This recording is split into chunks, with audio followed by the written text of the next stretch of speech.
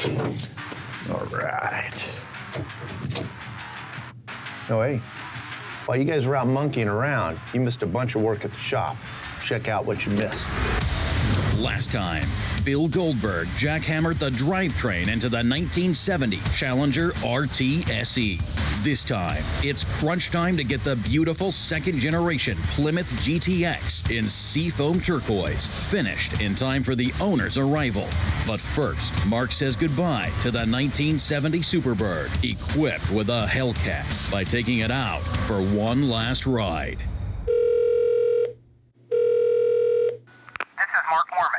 Leave your name and message, and I'll get back with you. Morning, Goldberg. Crap box rolled over, kicked in pile of monkey dung, huh? I think I just figured out who's next.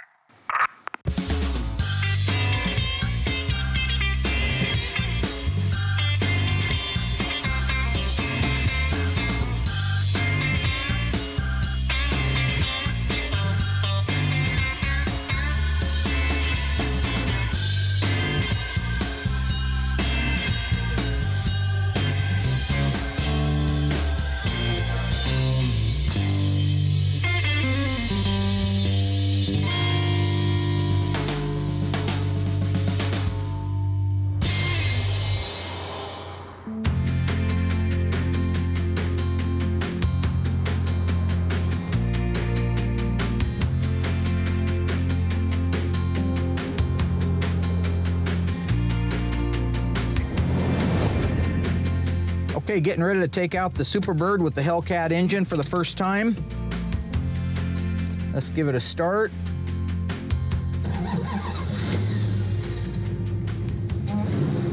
Sounds good.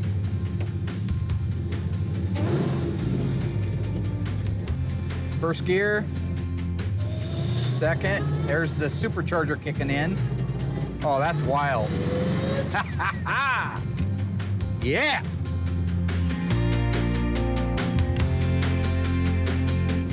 Transmission, Silver Sport, 6-speed Tremec, feels great. Brakes feel good. Engine's idling nice.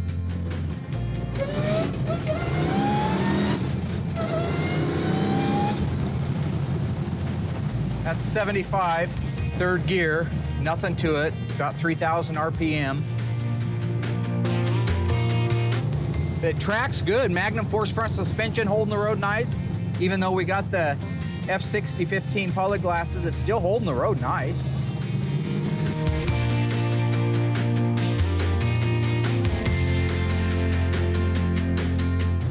I have no doubt that this thing would bury the speedometer at 150 with no troubles at all. Woo! What a handful. Good Lord. Here we go. Third gear, 70. Jeez. Boy, if I knew more about it, I'd feel better going faster. But I mean, it goes up to 70 so fast, your head, you have to be on this car all the time. You hear that, Rob Ross? You have to be watching this all the time. This thing will get away from you, man. I'm not kidding even a little bit. It's got a 354 Dana in there we got from Mosier. It's a reproduction, a real close reproduction to the original 354 Dana. It's a hook and book, man, hook and book.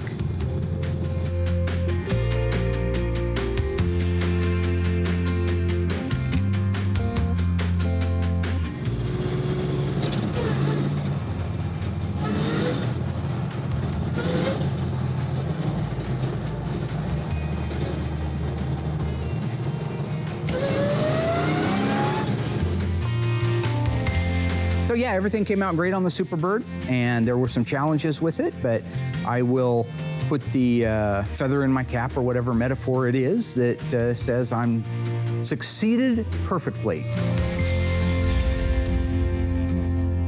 So, you know, the more I'm learning and getting comfortable with the Mopar performance stuff, like the L-Crate engine now and the 392 and the 354, it seems to me that there's gonna be a good market for that. Because not everybody cares so much, and they want late model performance, but they want old school look.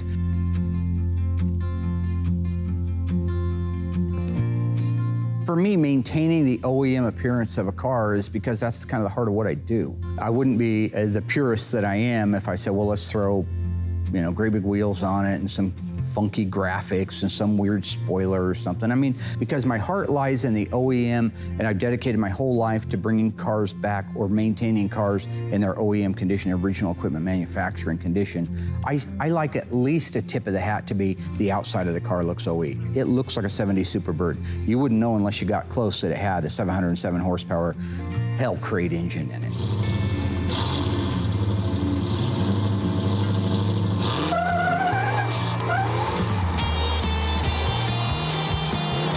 We had teamwork, camaraderie all around a car that we love and around a brand that we have passion for, because that's Mopar and that's OE and that's Graveyard Cars.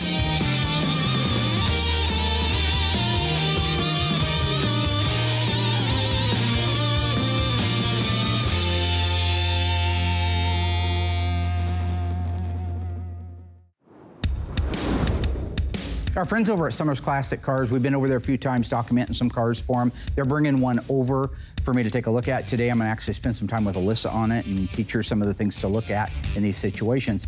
Before they do, I've got just a window of opportunity to go down and work with George on the 71 Cuda.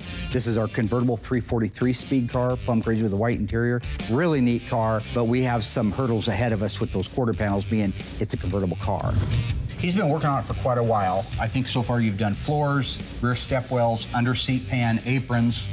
Did you do frame rails in the front? Yeah, even did the front frame rails. So, you know, it was just one of those cars that, being a convertible, it got wet inside. And when they get wet inside, that takes a lot of metal out. So it's still a good, solid, original car, a lot of good stuff on it. But yeah, it's had some panels, had a little bit of surgery done to it.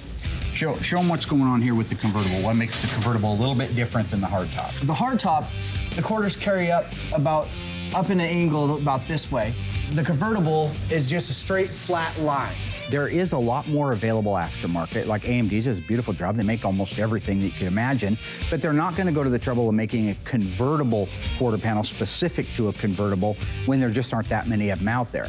So what we have to do is we have to take and modify an OEM full panel, which for the most part is exactly the same as a convertible style quarter panel, except where the roof begins. Let's face it, we don't have a roof on a convertible. So we have to find that point where we trim it through what they call the sail panel area. So my answer is get it the rest of the way off of there, all the way down, take it out, take this whole thing off, do not damage it, don't bend it. We need the original length and shape of it because we may end up using it either again or as a template. This is my first convertible, so I'm nervous. I do not want to make a mistake. So I have to take it off as careful as possible so I can reuse it if I have to, and if not, I can use it as a template on the new quarter, and I'm praying that everything goes back together just right.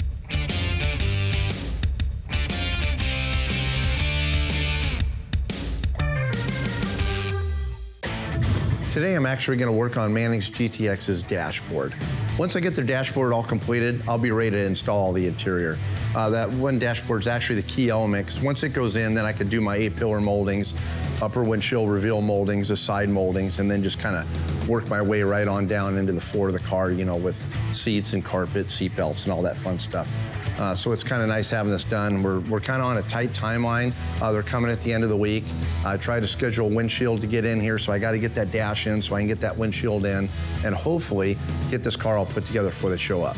So the first thing that I actually did is I tore the entire dash down, tore all the components out of it, sent the actual dash frame over to Will. Whenever I get it back, I get it in our amazing stand and I start going to work on it. Typically around here, a standard operating procedure would be to create up a dash, send it back to our friends at Instrument Specialties. They do, obviously you've seen it's beautiful work. And then when it comes back, we're just ready to put it in the car. It doesn't need anything. Right now, the poor guys back there already have probably a dozen dashes from us, and we're a little bit behind on getting this one done. So I just chose to have Dave do it. He's done them before, he knows what he's doing. A lot of the parts we just get from OER, so it's just an effort on our part that we wouldn't have had to make if we would have had more time to send it out. The original parts were so nice that they just really needed to be cleaned up and polished. Some of the parts needed to be repainted. A lot of the lettering and everything on the dash that, talk about the wipers and headlights and stuff like that were actually repainted, so they just look brand new. The really cool thing about the instrument cluster on this car is that the dad, who was the original owner of the car, the son owns it now, put a really cool label on there saying the GTX takes Texaco Haviland 1040 motor oil, which is really neat. So I don't know if it was in case the son was driving it or in case the mom was driving it or whatever. Whenever she pulled into a gas station, he wanted to make sure that they put the right motor oil in this car. So I actually wanted to retain that label since his dad put that on the car. So I polished up all the plastic on the instrument cluster so it looks brand new, cleaned up that label, and put it back in the dash. Along with all the other original parts, the dash looks fantastic. It's all put together, put into the car. It looks beautiful. Stay tuned. Dave talks about the history and origin of the Hemi engine. Mark and Alyssa document and assess the value of a Plymouth Roadrunner, and we get wise about how to identify and determine which carburetor studs are right for your restoration.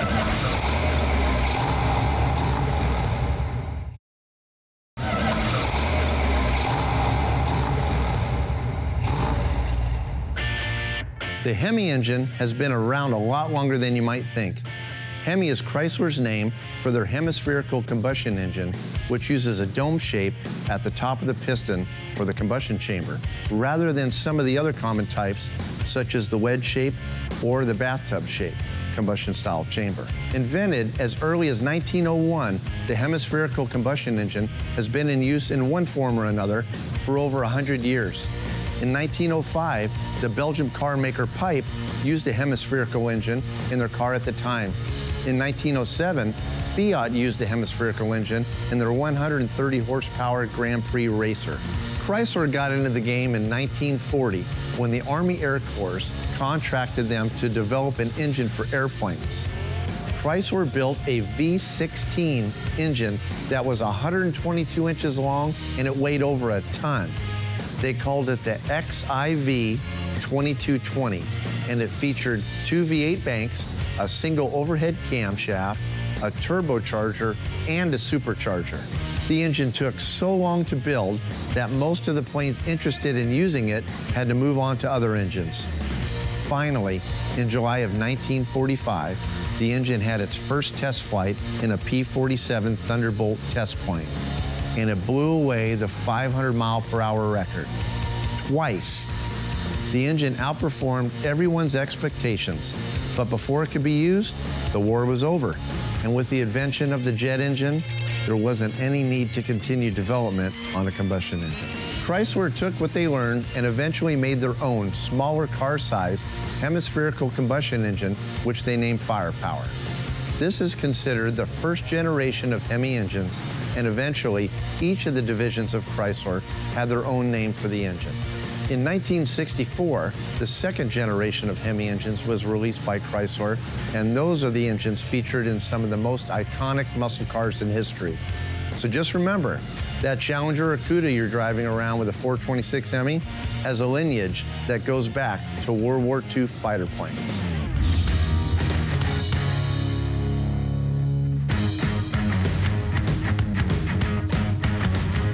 So right now, I'm getting ready to get the first coat of color going on a Mente's car. The Mente's car is going B7. It's the first time we've done a B7 car here. So I'm kind of excited to do it because it's a little bit darker than the B5, but both colors are really gorgeous.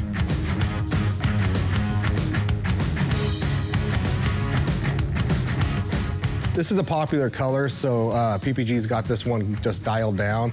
So I order my 3 gallons, they send it to me, I mix it up, do a quick spray out to make sure that it looks good, and then we're spraying.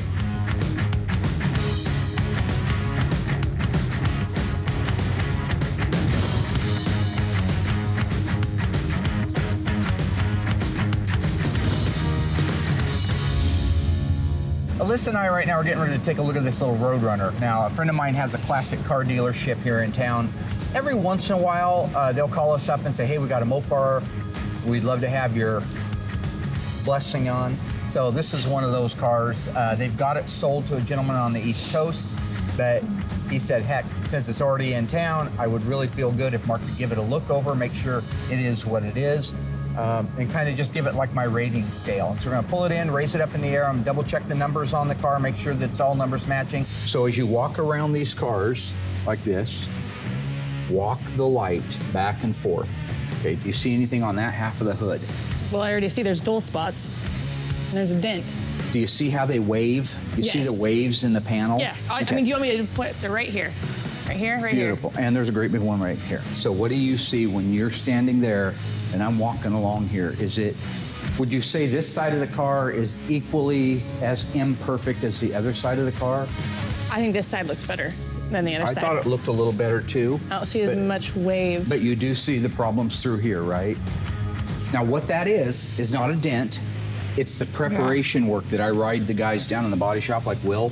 When we're blocking something and we're trying to get it clean and flat, and I go, no, I can feel it, or it shows up in a guide coat. If you don't take those steps, then you can end up with, what I would consider a mediocre type of job. I noticed immediately, look at your Roadrunner decals. Now, you recall I just did the Zincs Roadrunner, and earlier back in season 1, I did the 70 Roadrunner for laser. Yep. It looks at a glance like this is all one decal. It's not. It's 4 decals. Okay. But notice the X, it's on the bottom. Yep. The dust trail is leaning forward at the top, back at the bottom. Now go look at the door. The X is on the top. It's an easy mistake to make because the patterns are very similar. You see, this part looks pretty consistent. It does, yeah. This mirror, depending on what we find on the fender tag, probably doesn't belong here. That's a very rare option. I'm not even okay. sure it was available. I think that it was, but it certainly probably is an addition because it's a cool addition. People like that kind of stuff. Let's look at the hood just real quick. The blackout on the hood. You notice that the black is really inconsistent. It's splotchy. Like part of it up through here is a matted finish and then it gets shinier down here.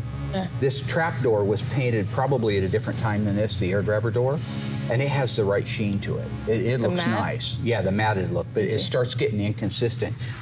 What was the first year a Plymouth Barracuda or a Dodge Challenger came available with a rear sway bar?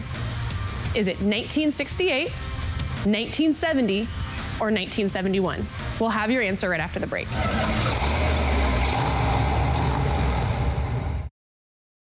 Okay, so what'd you guys think? Did you guys think it was 1971?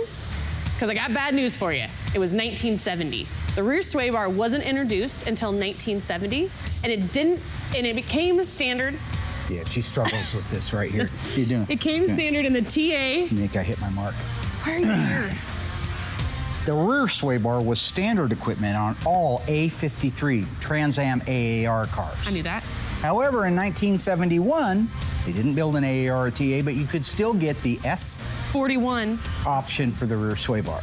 So, don't Okay, try thanks, that. Dad. Thanks for your help.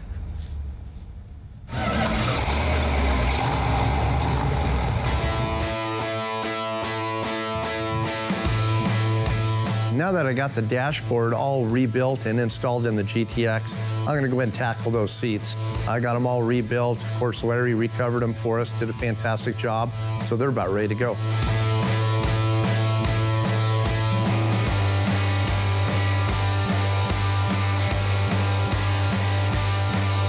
I was able to actually get the seats in. Driver's side gave me a little bit of trouble, but I proved it wrong and I got it in.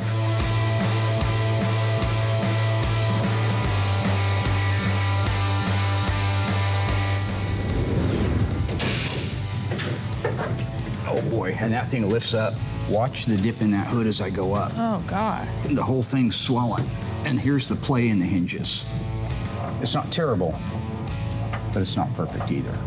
It does have the original fender tag. This is not a real loaded car, what you call a loaded car with lots of options. Stupid. There's very, very few options on there at all. Okay. Most of the stuff is standard equipment for the most part. But if you start on the left-hand lower corner, that's your E63. It's a 383. We know that. D21 means it's the 4-speed. RM23 means it's a Roadrunner 2-door hardtop.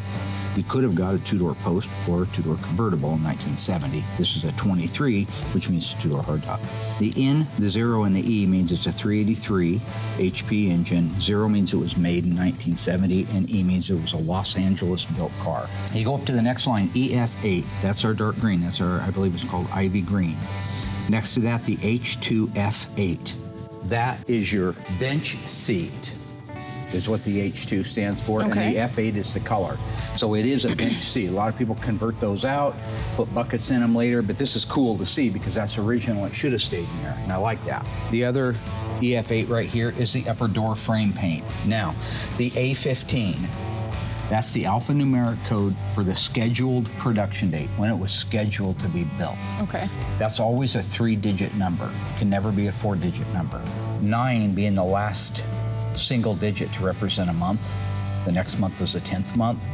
That would have Okay. put too many digits there. So they represented the 10th month with an A, Okay. the 11th month with a B, and the 12th month with a C. Okay. So what would you say the scheduled production date of this car is? A. So that's going to be the 10th month, Which is? October, and then 15th? Yep. So the car was scheduled to be built on October 15th. That means everything that has date codes has to precede that date. Okay.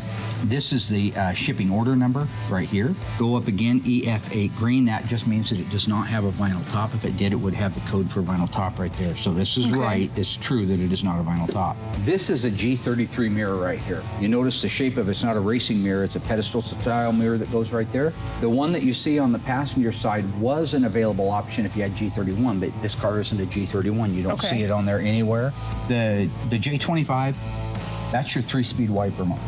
Okay, so it could have had 2-speed wipers or the 3-speed variable wipers like this. Working with Alyssa on the fender tag, this is great for me. I mean, she's actually at the point where she's showing a lot of enthusiasm about learning this business and going over a fender tag and showing her what it means. It's a good moment for me. I'm very excited to be able to have that time with her. N41 is dual exhaust. That's cool. But there's no N42, which would be dual exhaust with bright tips. Oh, okay. If all you have is N41, then originally the 2 pipes would have come out underneath the bumper and turned down. Most people don't like that. If you look at the back of this car, you're going to see the exhaust tips that it was never started life with that somebody added because it's a cool ad.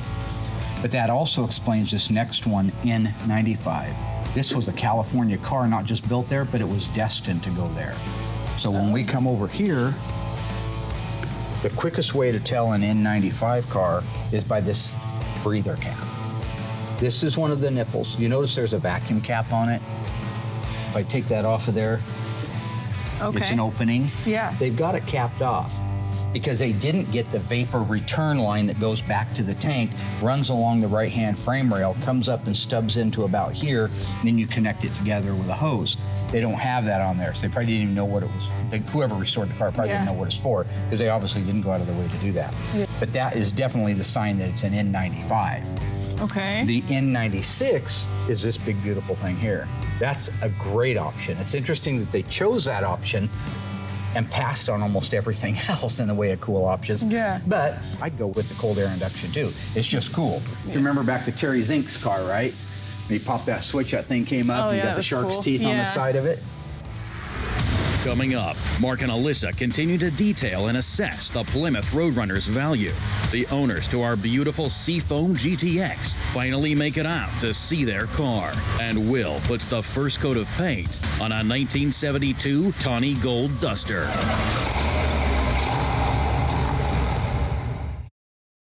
This latch should be a yellow chromate, not painted with green paint. The weather strips, they look good. The edges, all this stuff, that looks pretty good. Door trim panels, these are probably legendary, and they're very nice. They look great. Yeah, they do. Yeah. So if you take a look here, like the instrumentation, the rally instrument, you'll notice how the chrome's nice and shiny. It's in good shape. The black's nice. The white lettering, that's probably a new reproduction, most likely. Yeah. These in 1969 and back were a real soft knee bolster. These are a rigid plastic, so these are correct for the 70. Now, otherwise, when I drove it in, I felt like the pistol grip felt pretty good to me. The linkage was right on it. But if it has the wrong one, you go up into reverse, you'd hit the dash with your knuckles. So that stuff all looked good to me. I think overall, the interior of the car is much nicer than the rest of the car. Yeah, because you only found Just those things I one pointed minor out. thing, yeah. We've got the wrong adapter ring. Here. This is supposed to be a matte finish right here. These are supposed to be a matted Matte. finish right here. The rest of it looked pretty good. The door jambs need cleaned up. The latches need to be plated and not painted. Some things Yeah. like that. But overall, like he wouldn't have to do any of it. He could just go drive that and not be too ashamed.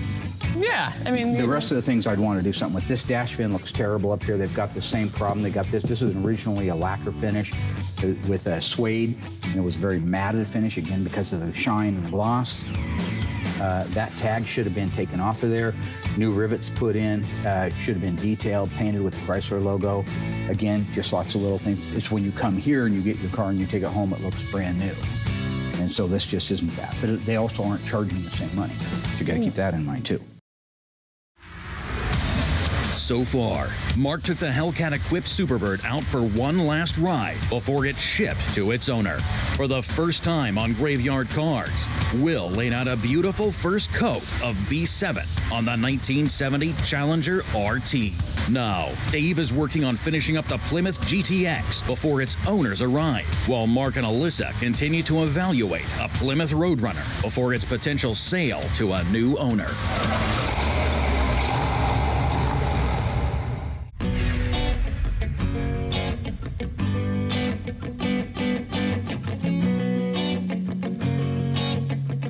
Now, you've seen a lot of suspensions built out here, yes. right? You see this right here? That's not supposed to be gray primer. That's supposed to be a natural finish. These are supposed to be natural finish. These are natural with a cosmoline look to them on the end, dipped all the way up to the ball joint. Those were just gray primered. Same with the... Yeah, the sway bar, that's all just wrong. These should have been new ones put on, or at least sanded and painted. All of that needs to be redone, every square inch of it. That suspension needs to come out, needs to be rebuilt and detailed correctly. That is not a rotisserie restoration. If it was 25 years ago, so it doesn't matter anymore anyway. Okay, let's go towards the middle of the car. So right now inside the booth, we have our 1972 Plymouth Duster. This is the first A-body that we've done on the show. Kind of exciting to do. It goes a nice HY9 tawny gold. Oh, God, where's my coffee? Do I have a coffee assistant? There you go, my friend. Oh, thank you. That's my boy. He's good for stuff like that, coffee. So anyways, Mark wanted the pre-paint done in a single stage. That's got bad news written all over it. I've never done a single stage metallic. So it may come a little blotchy, a little streaky, I don't know, I haven't done it before, but I'm gonna do the best that I can to get it laid down and see how the car looks when I get it wrapped up. Thanks, George, that's good. Single stage is pretty easy. When it's metallic, becomes a problem. Because when you're doing it in base clear, you can do cross patterns and whatnot to lay out the metallic evenly. You can't do it with this. When you spray it, it's like clear in the car. I mean, it's all in one shot. Basically, I'm just gonna kind of pray it looks halfway decent, because Mark's gonna give me even though it's a pre-paint if it doesn't look perfect. Okay, so on the 4-speed, these are the correct levers. That's why it shifts well. That's why everything hit like it's supposed to. If you get the wrong levers or the wrong geometry, things don't shift like they're supposed to. This stuff's all correct. It needs detailed. Okay. They've done some kind of a Zolatone or something to the bottom, but this isn't undercoating. See how thin it is? Oh, yeah. It's some kind of a texture spray. So the car should have been really undercoated with a petroleum-based undercoating. It does use the correct 7290 large U joint, so that's good. Let's see if it's a 489 or 742 case. Oh, 741 case, so that's great. Is it a shear gripper? Yeah, it looks to me like it's probably had a trunk floor put in it. Trunk floor extensions. How long ago do you think the restoration was? Because it's older, 10 Yeah. or 20 years ago, Wow, probably. really? I would guess, yeah. See that up in there? Look way up inside that wheelhouse. You see how thick that stuff is? It almost looks like undercoating. Yeah. It was undercoating. That was the original factory undercoating up in there.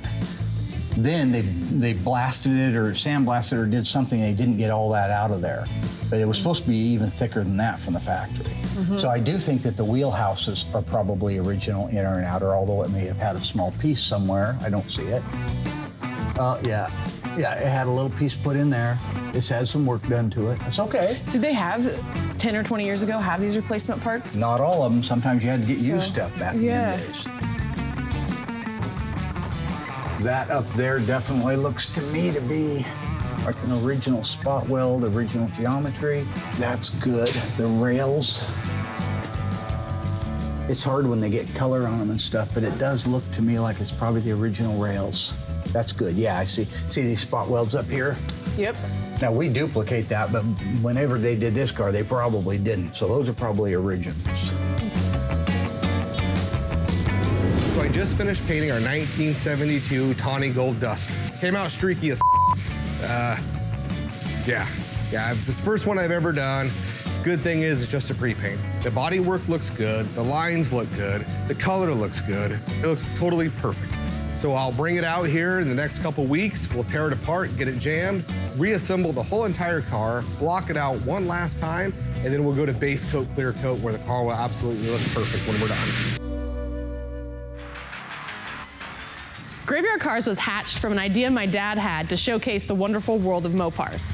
So true or false? The Graveyard Carz series was based off my dad's 1970 Charger. We're gonna have the answer right after the break.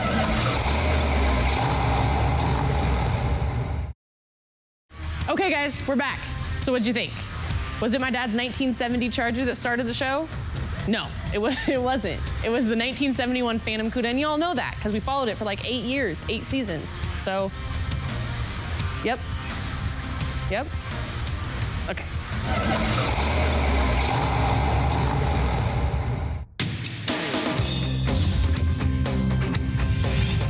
We're gonna go to the air cleaner stud section of the book. So we open this up, and you can see that there are 4 versions of carburetor studs. Actually, a 5th one down here, including the Carter Thermal Quad. That's the carburetor that came out in '71 on a lot of the big blocks and some of the small blocks. You come across these, we say, well, what are they for? How do I know which one's right? Unless I put it in the carburetor, put the air cleaner on it, and see how much stud's sticking up, or if there's not enough studs sticking up. Just take the first one, this unique looking little one here that has this shoulder built onto it.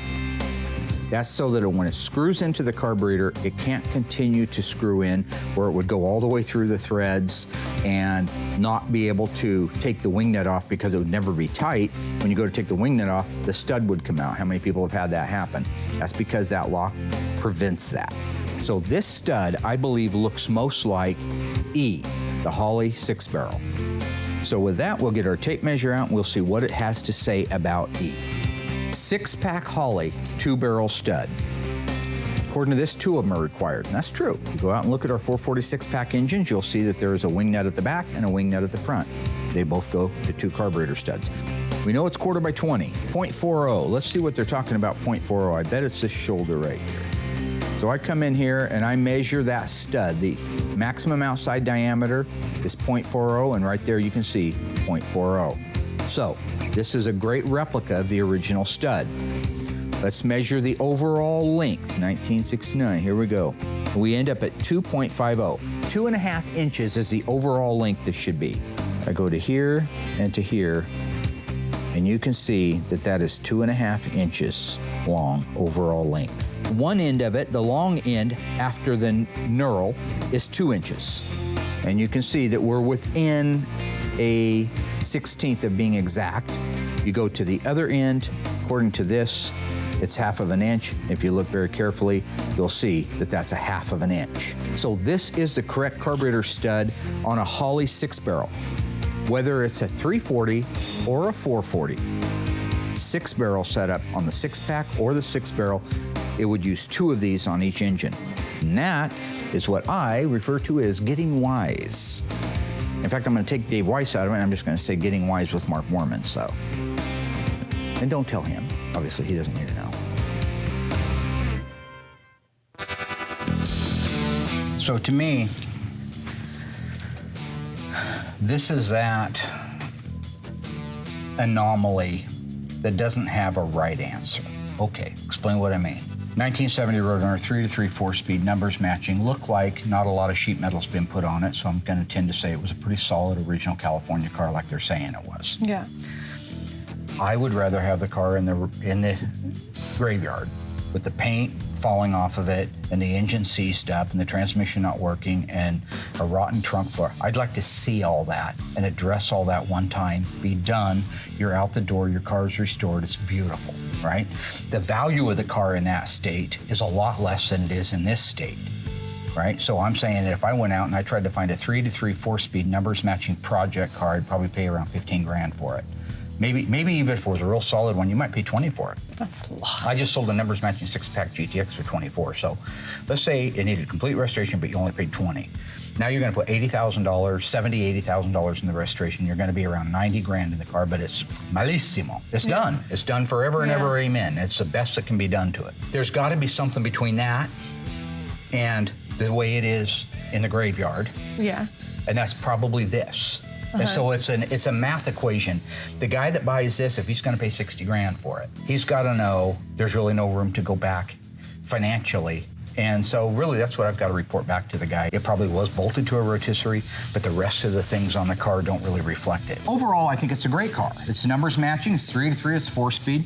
When it comes down to trying to find an EF8 green with a green interior and a bench seat, and a pistol grip, non-console, non-bucket, just exactly like this guy supposedly had. Yeah. He's gonna have a hard time finding one just like it. So he's gonna have to take some of the good with the bad.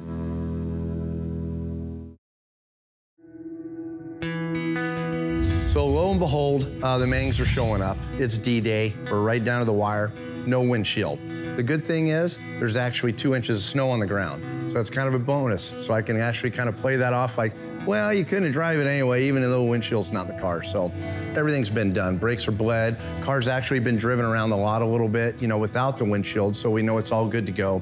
So once that glass gets in there, it's gonna be good. Hi, my name's Jermaine Manning. Mark, doing my father's 69 GTX. He bought it at the end of 1968. So it's my father's first brand new car he ever bought. Father was born in 37, so he was 32 years old. My memories of this car was sitting in my uncle's garage, and it ended up in our garage, and it sat there since I was 4 or 5 years old, just sitting in the garage. So never heard it run, never took a ride in it. The interior was, I guess water had got in. It was like a messed up interior, but my father loved it. And my mother she really loved it. She mostly drove the car. And it was just something he wouldn't get rid of. Many people asked him to sell it and he wouldn't sell it. He was talking about racing it and, I don't know if I should say this, running from the police in it and stuff like that, that he did. And, he was racing and stuff like that. My mother said he used to come to her all the time, like drive up on her and want to race it. She said she used to race it and win. He took pride in the car. And even though it looked the way it looked, he never sold it. As many people came, he'd pull a garage up and people would just walk up and, hey, you want to sell it? And I'm like, nah. And I'm sitting there thinking, like, why don't you sell this car? We just sitting here. My mother passed away first. She passed away September 4th of 2017, and my father passed away about 3 months later in December. I was getting it restored for them. And they happened to pass where they could see it, so I wanted to get it done for them. It didn't hit me until, my father, he said, hey, I'll give you this car. You just got to promise not to sell it. So my whole goal was to get it done right, because it meant something to him, and I want it done, to his liking, so he'll like it, he'll be proud of it. You know what I'm saying? I want it back from when it was new, when he bought it new. I was like, I want the best to do it, and Mark is the best. When I see the brightness of it, the color, never thought it'd look like this. It was a big dent on this side, but it's amazing. It looks amazing. A brand new car. It's a lot of progress, I feel like it's taken a while, but seeing it was just like, you just forget, it's like this euphoric feeling like, wow, like this is what you all been doing all this time. And then on the inside of it, it's just like, wow, look at this. The first thing we're gonna do is take me to work. I'm gonna show it off at work. Probably. He said I couldn't drive the car, like it wasn't. I'm like, I can drive it to work. No, you're not gonna drive it. No, you're not driving to work.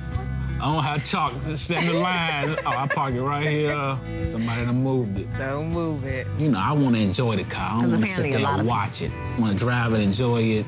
Around my friends, they test their cars, and I'm pretty sure they're gonna make me test this one. But I'm gonna put it. You know, I got to see what my mother and they was talking about back then. You know how fast it was, and I'm gonna test it. Scare her a little bit. Make her take her seatbelt off and then ride. I think with his dad, he was proud. You know, he saw something that he wanted, and he liked to be able to go out and get it. This is something I want to provide for my family, and, you know, and he always bragged about that. You know, whatever he did, if he did something for his family, you know, he did something for his wife. This is what I bought this for her. She wanted this house, I bought this for her. She wanted this, I bought it for her, you know. And man, Jermaine wanted a car, I took him out to buy his first car, I took him out. And so, like, you know, with this car in particular, you know, it was like his first brand new car. And so, you know, of all the other cars he had, this was like his first new car. And, you know, he had an attachment to it. I think he'll love it. I know he would love it. He'll be amazed. Appreciate Mark doing what he did. Mark Warman, thank you. He just made a man happy. You know what I'm saying? He just brought something back to life that I didn't realize until I lost my parents. Mm-hmm. Yeah. A long time.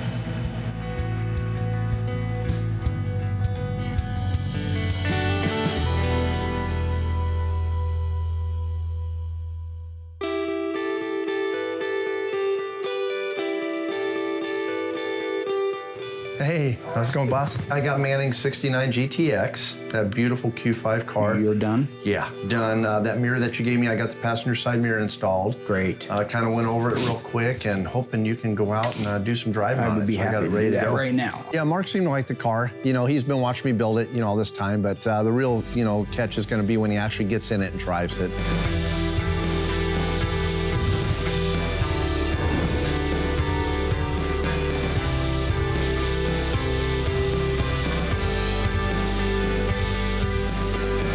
Fantastic running, driving car. Absolutely loved every minute of it. I mean, that car pulls.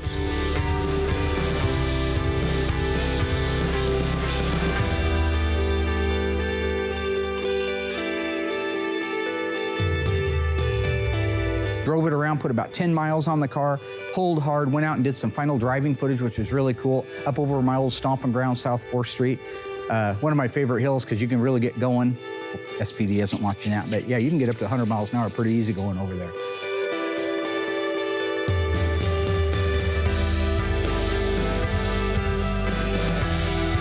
I'll say it again, when a car starts out good, it ends good. This car had no rattles, no squeaks, no nothing. I mean, I'm driving it over railroad tracks right down here at the mill. Anybody that lives in Springfield knows what those are like. Nothing, not even one. Usually we have to work on the exhaust. Accurate builds a beautiful exhaust system, right? But if we install it and we don't put it exactly within 1/4 of an inch of where it's supposed to go, it can bang against things. So we usually bring it back and we readjust it. Nothing. So good job, Graveyard Cars. So overall, I think we had a really productive week at Graveyard Cars. We did. It was a good week. Very nice. What was your favorite thing this week? The most favorite thing you did all week long? Well, I think it was a pretty exciting start getting to send our Superbird home. 707 horsepower, 6-speed trim One of one. It's the only car in the world with a Hellcat. It's the only one in the world like it. That is Absolutely. very true. I mean, yeah. That was your favorite thing. What about learning on the 70 road? That was actually one of the highlights. I wasn't a smart ass. I was very good about it, right? Took my time, tried to teach you things. Will did really great in the paint shop this week. Actually, this is one of those weeks where the body and the paint is a bit more rewarding than the mechanical into things because it's not to say they didn't do anything, but Will got the initial paint done on both cars. Dave did great over in the assembly shop. He got the final touches on our super cool 1969. What's the paint code on the GTX? Dad, just because I don't remember the VINs? You're supposed but to we have have the whole books for that, though. Not the whole reason. What else do I do here? You don't read a book and learn how to take a dooski, right? A dooski is a natural thing. You take a dooski, it comes out. It's what it is. I don't know how you're drawing the connection here. You breathe. It's a natural thing. It's involuntary. These numbers should be involuntary to you. They should be involuntary motor skills. Dad, it's bells and whistles. Bells and whistles. So, but if it makes you happy, I'll try harder. Nothing. Sounds good? Nothing makes a dad feel. But you know how much work that is? It's like every single car I have to memorize that many numbers. It's hard, Dad. Okay, here.